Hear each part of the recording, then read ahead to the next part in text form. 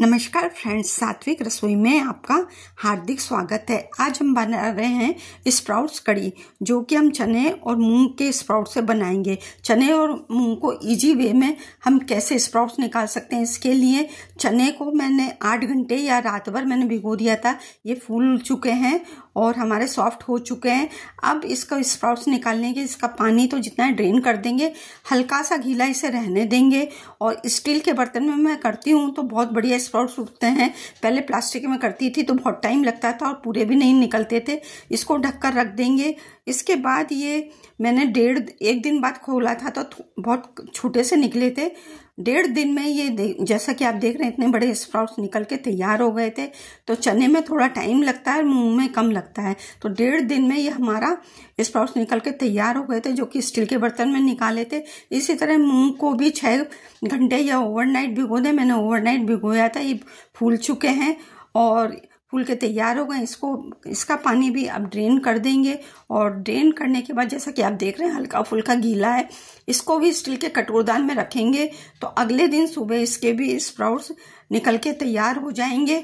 यदि आप प्लास्टिक में रखेंगे कपड़ा बांधकर तो उतना नहीं होता, उनको कपड़े को गीला करना पड़ता है। जैसा कि आप देख रहे हैं स्प्राउट्स कितने अच्छी तरह तैयार हो गए।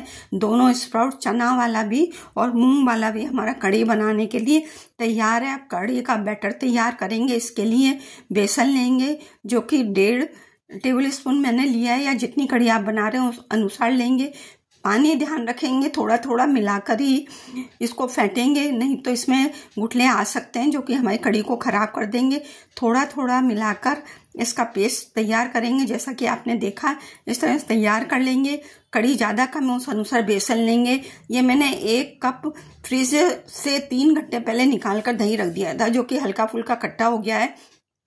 उसे फेंट लिया था। ये फेंटा हुआ दही है। इसमें थोड़ा पानी मिला देंगे और अच्छी तरह इसको, बेसन को और दही को अच्छी तरह से कर लेंगे। और 1 गिलास मैंने पानी और मिलाया है।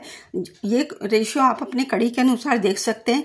अब इसके इंग्रेडिएंट्स पर बात करेंगे।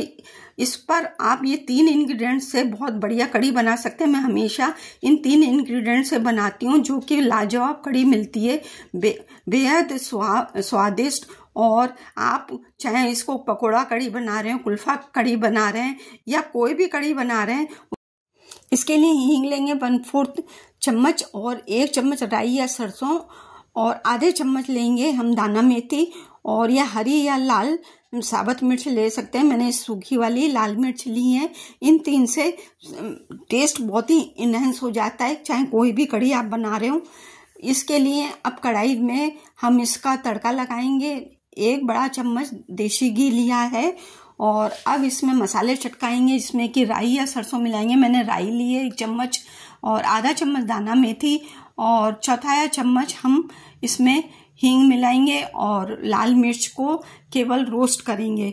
तो जैसा कि आप देख रहे हैं लाल मिर्च को तो निकाल लेंगे, जो कि हम बाद में काम में लेंगे।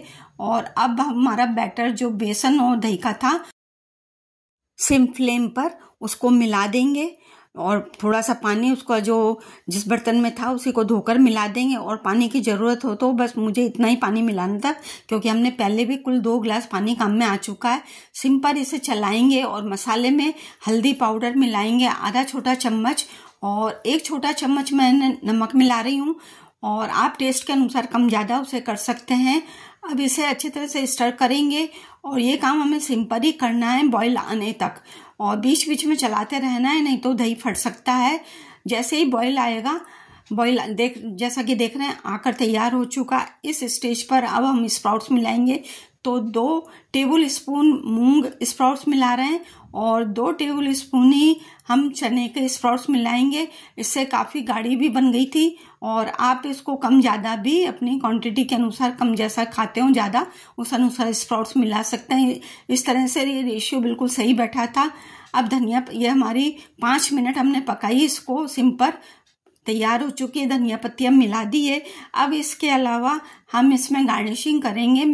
लाल मिर्च और देसी घी को गरम करके उसमें ये तैयार करा है। ये जैसा कि आप देख रहे हैं कितना अच्छा भी कलर भी आ गया है, और टेस्ट भी इनहेंस होता है। ऊपर से थोड़े से स्प्राउट्स मिला देंगे, दोनों जो अंकुरित हमने चना और वो करे थे मूंग को, काला चना और उसको, और बाकी धनिया पत्ती और लाल मिर्च से गार्निशिंग कर देंगे। ये हमारी लंच या डिनर में, आप डायबिटिक हैं या हेल्थ कॉन्शियस हैं के लिए बहुत ही अच्छा ऑप्शन है।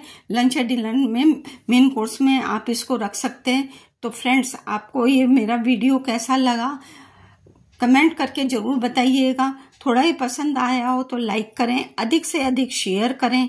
चैनल पर पहली बार हैं तो सब्सक्राइब करना ना भूलें। बेल आइकन को हिट करेंगे तो मेरे वीडियो अपलोड करते ही सबसे पहले आपके पास नोटिफिकेशन मिलेगी। जल्दी ही नए वीडियो के साथ फिर मिलते हैं। Thank you, take care, bye bye.